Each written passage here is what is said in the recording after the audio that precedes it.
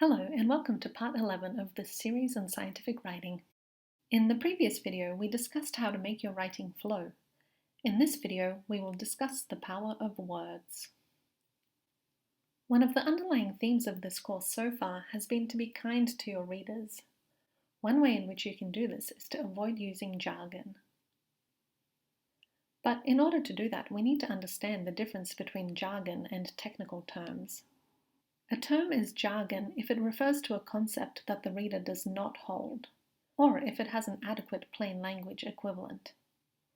A technical term, on the other hand, refers to a concept the reader does hold, or if it has no plain language equivalent. Now, this definition is going to be fluid. It's going to depend on the reader's knowledge. If you use a term without defining it, it might be jargon. If you define it, it becomes a technical term.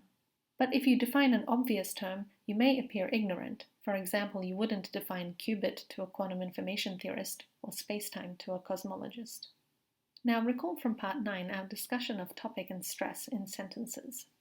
The opening gets interpreted as the topic, so it should be familiar, whereas the last words get interpreted as the stress, so they should carry your key message.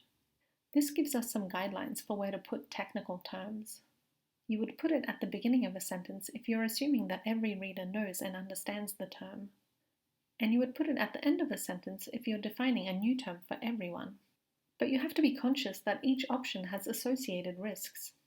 If you put it at the beginning and the readers don't know the term, you run the risk of it appearing to be jargon. But if you put it at the end and everyone already knows the term, you run the risk of appearing ignorant. And then what if a term is too well known to define in the stress, but not well enough to put in the topic? In this case, you would put it in the middle of a sentence. So let's look at an example for the term superradiance. This idea that constructive interference enhances spontaneous emission, commonly called superradiance, is critical to explaining the clustering of the decay rates in the complex plane. So we can add this to our guidelines as well.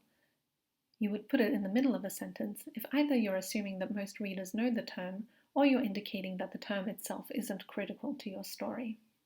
But as always, there's a risk, and in this case, the risk is that people will miss the term. There is no single perfect place to introduce new terms. You have to evaluate your audience and what they know. But if you are in doubt, be kind to the reader. Since if you err on the side of over-defining, any irritation an expert might feel at seeing a term defined unnecessarily would be slight and short-lived. Whereas the confusion a novice might feel at not having a term defined could be large and permanent. They might stop reading your paper. Okay, so now it's your turn to do an exercise. I would like you to skim through your paper or essay and identify a term that might be considered jargon. Ask yourself whether your intended reader will know what that term means. And depending on your answer, decide whether the term should be at the beginning, middle, or end of the sentence. If you're unsure, err on the side of being kind to your reader.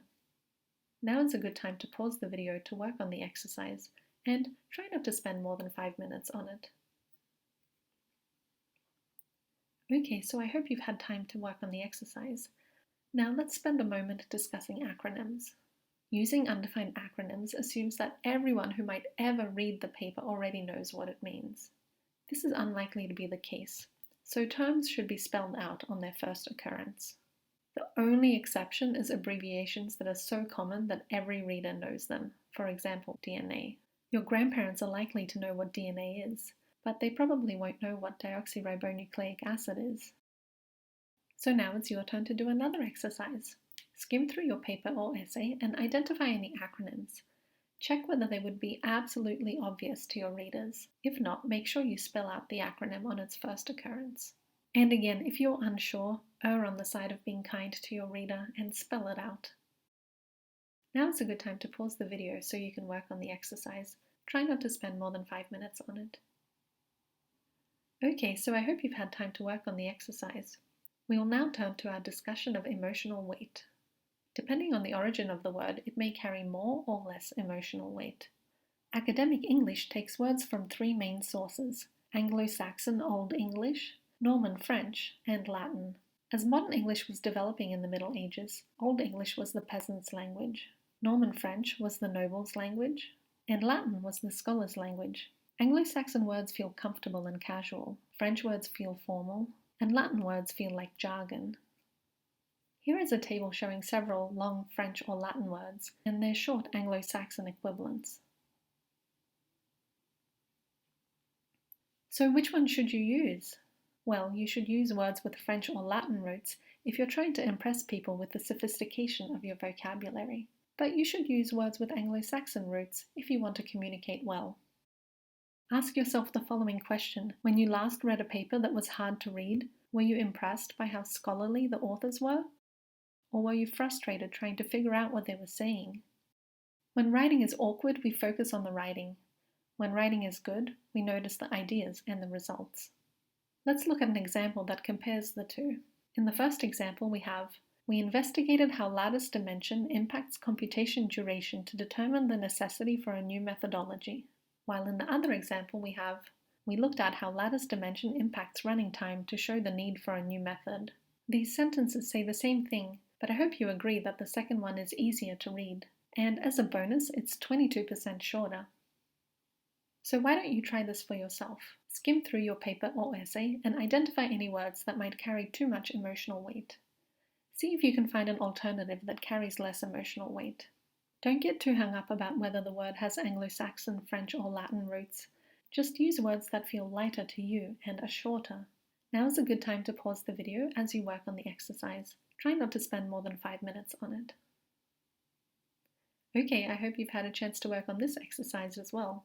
Finally, we will just discuss prepositional phrases versus compound nouns. A prepositional phrase is made up of an object and a modifier tied together with a preposition. A compound noun, on the other hand, is when one noun directly modifies another.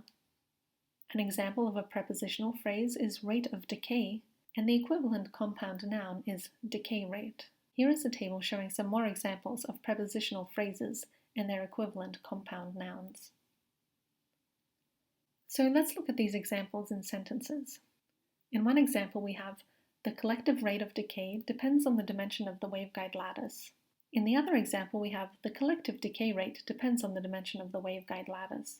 Prepositional phrases are usually longer and clunkier than compound nouns, so you should use compound nouns as a matter of course. But occasionally there will be a reason to prefer a prepositional phrase. For example, if you want to avoid noun clusters. Waveguide dimension analysis is an example of a noun cluster. In this case, the prepositional phrase sounds nicer.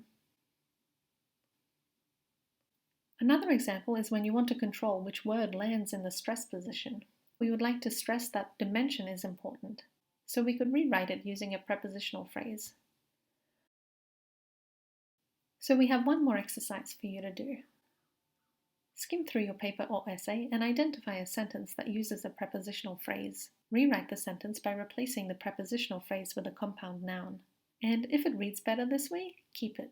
But remember that you can keep the prepositional phrase if it serves a greater purpose. Now is a good time to pause the video as you work on the exercise, and try not to spend more than 5 minutes on it. Okay, so I hope you've had time to work on the exercise. Now I'd just like to summarize what we've learned in this video. You should be kind to your reader and avoid jargon. In the same vein, it's important to define all of your acronyms.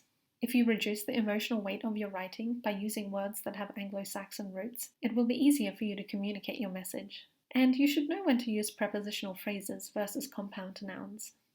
In the next video, we will look at making your writing more energized. See you next time!